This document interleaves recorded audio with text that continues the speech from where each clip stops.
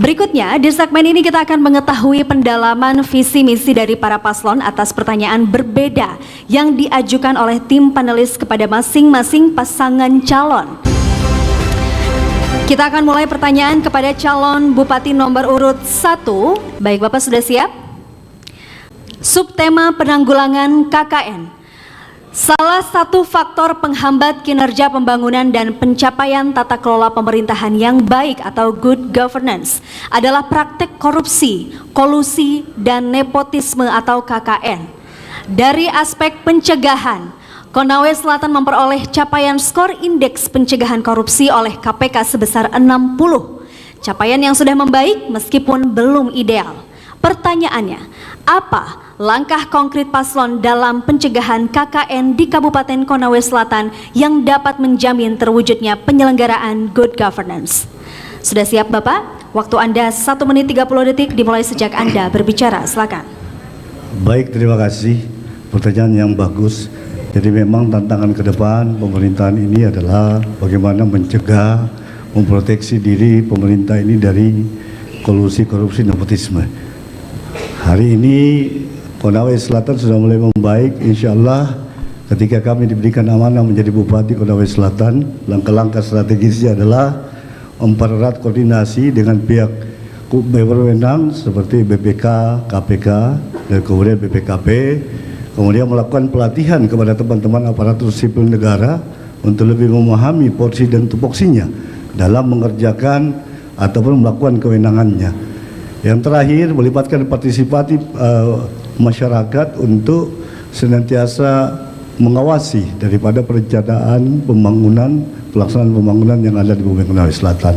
Yang paling utama dan penting adalah ke depan insya Allah kalau kami terpilih pembinaan akhlak akidah ini menjadi benteng untuk memerangi korupsi dan KKN di Bumi Konawe Selatan. Dan insya Allah kami yakin dan percaya dengan niat baik, strong leadership, pemerintahan yang transparan, good governance bisa menciptakan Konawe Selatan jauh lebih hebat, jauh lebih maju, dan insya Allah bebas dari KKN dan korupsi masa akan datang. Terima kasih. Detik, cukup. Selanjutnya kami persilakan untuk calon Bupati nomor urut 2. Sudah siap Bapak? Subtema, lapangan kerja dan kemandirian generasi muda. Laju pertumbuhan penduduk Kabupaten Konawe Selatan dalam kurun waktu 2020 hingga 2023 mengalami pertumbuhan 4,67% yang didominasi oleh usia produktif. Kondisi ini menunjukkan Konawe Selatan memiliki potensi bonus demografi sekaligus menjadi ancaman akan terjadinya pengangguran terdidik jika tidak dimanfaatkan secara baik. Pertanyaannya, apa langkah konkret paslon dalam memanfaatkan potensi generasi muda yang ada agar dapat berkontribusi dalam pembangunan ekonomi Konawe Selatan? Waktu Anda menjawab 1 menit 30 detik dimulai sejak Anda berbicara. Silakan. Terima kasih. Bapak Ibu semua, kita tahu jumlah usia produktif di Konawe Selatan lebih dari 78.500 jiwa. Namun nyatanya di tahun 2023 lebih dari 3% atau kurang lebih 9.200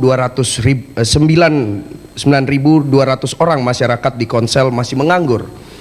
Dalam kunjungan saya untuk melihat bagaimana kondisi daerah kita di Konawe Selatan pada hari ini, Radan Rasid insya Allah akan menciptakan 10.000 lapangan kerja baru di bidang peternakan, kelapa sawit, dan juga perikanan, termasuk hilirisasi produk bagi anak-anak muda di Konawe Selatan. Selain itu, kami juga ingin mengoptimalkan Balai Pelatihan Kerja atau Balai Latihan Kerja BLK bagi para pencari kerja, sehingga betul-betul dapat terserap oleh dunia usaha dan mengatasi pengangguran.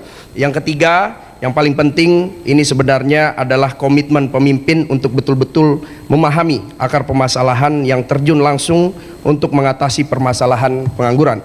Dalam hal ini juga 10.000 lapangan kerja baru yang saya maksud itu termasuk di dalam satu desa satu peternakan sapi, karena setiap peternakan sapi pasti membutuhkan lapangan kerja, dan kita harap lapangan kerja itu semua berasal atau dari awal dari desa, sehingga kita bisa mengangkat pertumbuhan lapangan kerja yang baik untuk masyarakat Konawe Selatan. Terima kasih. Selanjutnya kami persilahkan untuk calon Bupati nomor urut 3. Sudah siap Bapak? Subtema, sinkronisasi penyelenggaraan lintas wilayah. Kabupaten Konawe Selatan berbatasan dengan Kabupaten Konawe, Kabupaten Bombana, dan Kota Kendari. Hal ini menciptakan peluang, namun juga tantangan dalam pengelolaan sumber daya, infrastruktur, dan pelayanan publik. Seringkali terjadi tumpang tindih pengelolaan sumber daya alam, perbedaan kualitas infrastruktur, dan kesenjangan layanan antar wilayah. Pertanyaannya, sebagai calon bupati atau wakil bupati, bagaimana cara Anda membangun kerjasama dengan kabupaten tetangga untuk memajukan wilayah perbatasan dan menyelesaikan masalah bersama? Waktu Anda 1 menit 30 detik dimulai sejak Anda berbicara. Silakan. Baik, terima kasih. Salah satu infrastruktur yang urgen yang menghubungkan antara Konawe Selatan dengan Konawe adalah jembatan penghubung Sabulakoa, yang selama berpuluh-puluh tahun sampai hari ini tidak pernah tuntas untuk didiskusikan. Alhamdulillah, dari diskusi saya dengan salah satu anggota DPR RI yang juga dari fraksi Partai Golkar, yaitu Bapak Ridwan Bae, beliau sudah memberikan jaminan kepada saya ketika terpilih menjadi Bupati Konawe Selatan, apalagi beliau sebagai pimpinan Komisi 5, beliau akan memperjuangkan supaya jembatan penghubung antara Konawe Selatan dalam hal Sabulakoa dengan Wawulemo itu bisa terrealisasi, dan itu biayanya tidak besar. Bahkan 2 tahun yang lalu, 3 tahun yang lalu beliau sudah memperjuangkan mulai dalam aspirasinya, yaitu jembatan gantung.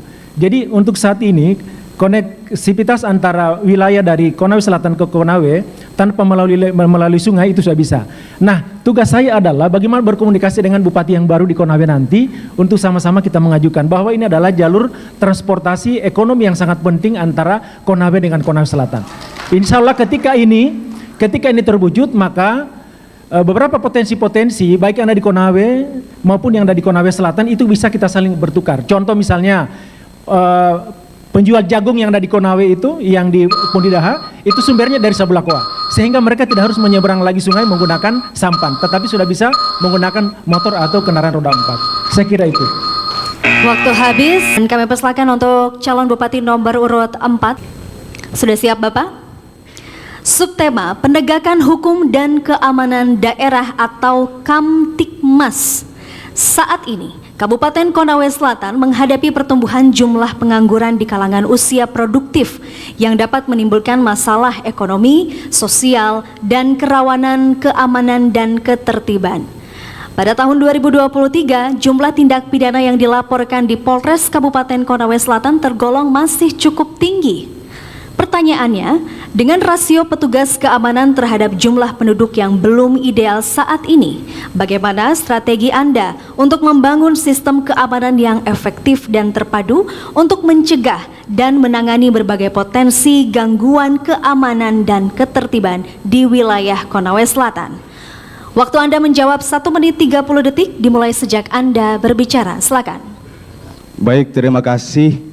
Bicara penegakan hukum, ada beberapa variabel yang mendukung di belakang untuk menciptakan keamanan dan ketertiban di tengah masyarakat. Upaya yang paling penting untuk dilakukan adalah upaya preventif, upaya pencegahan, karena tindakan kriminal terjadi berbagai latar belakang, termasuk yang disebutkan tadi adalah kemiskinan dan lapangan kerja.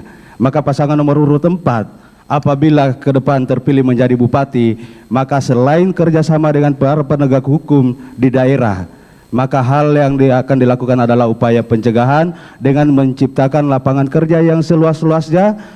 Penanganan kemiskinan di wilayah Kabupaten Konawe Selatan harus dilakukan, karena ini sangat penting untuk menghindari tindakan-tindakan kriminal dan keamanan daerah di Kabupaten Konawe Selatan. Cukup, makasih.